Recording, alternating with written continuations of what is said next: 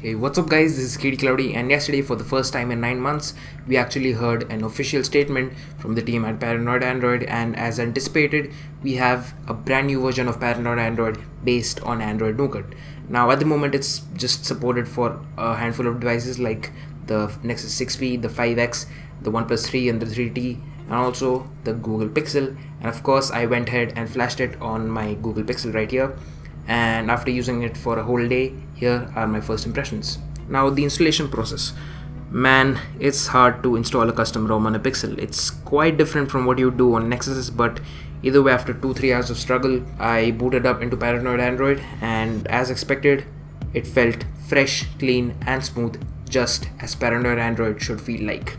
Now Paranoid Android does retain some of the useful features from stock, like the fingerprint gestures to pull up the notification drawer for the Pixel, but quite honestly, since this is a Pixel device, I was missing the stock UI, especially the round icons and also the navigation bar.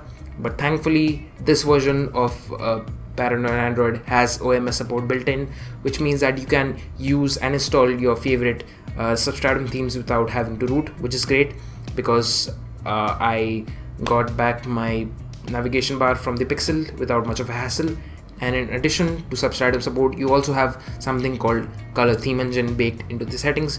It's basically a first party type of a theme engine which will let you switch between 3 main themes: light, dark and pixel, and also it will let you pick up a custom accent color of your choice. So that's really neat. Now these two features which I mentioned right now are really important because CM theme engine was one of the most popular features from the last version of Paranoid Android, and now that CM is dead, there's no such thing. These two things serve as a great replacement for the old theme engine, and I really like it as a compensation. So yeah, it's a welcome change.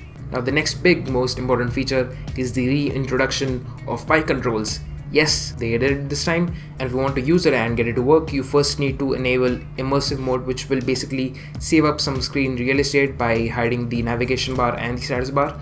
And when you swipe up from the screen, boom, there you have your PI controls with that sweet animation. And personally, I haven't really got around using it that much because I'm used to traditional navigation bar, and I still have to use it. I still have to get used to it. So yeah, I'll talk about it more in my full review. And also apart from these, some noteworthy features are customizable buttons, some really sweet looking wallpapers, and the pre-installed stock apps, which are surprisingly really good, especially the browser. And also one more big thing important to note is that the entire code base has been shifted from AOSP to CAF.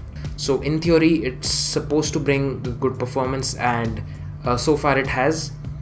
But we all saw how CAF ROMs for the Nexus 5 turned out, so I'm keeping my expectations low, but still I'm optimistic, so yeah, let's see. But apart from all of that, I certainly have had issues with this ROM. Firstly, this one is a minor one. The screen, the whole system just froze over for a minute and I had to fix it through a reboot. Not really a big deal, it happens, the bugs keep happening. But the second issue is major, it's sort of major.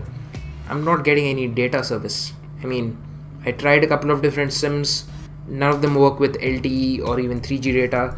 I've tried fiddling around with the settings. I've tried the phone testing menu and it fails to run the ping test. It just says connecting near the data service, and I don't know why it's happening, but it certainly is a bug, and I hope that Paranoid Android gets on it and releases a software patch really soon, because it's kind of get annoying, and if I go out where I don't have Wi-Fi, it really becomes an inconvenience. I'm not really sure if this bug is just on the Pixel, because I have a friend who's running Paranoid Android on his Nexus 6P and his data service is totally fine. Some other people I've talked to, their data service is totally fine. I think it's just with the Pixel, but it's sort of getting annoying. I really hope that Paranoid Android fixes it.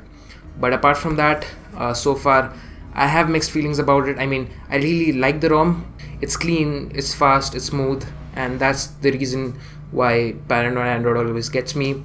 But mind you, these were all just my first impressions. In the full review, I'll be covering stuff like the performance, the battery life, the camera performance, and all sorts of stuff, including the Nexus 5's performance, because by that time the builds for the Nexus 5 will be out. So yeah, stay subscribed to see that.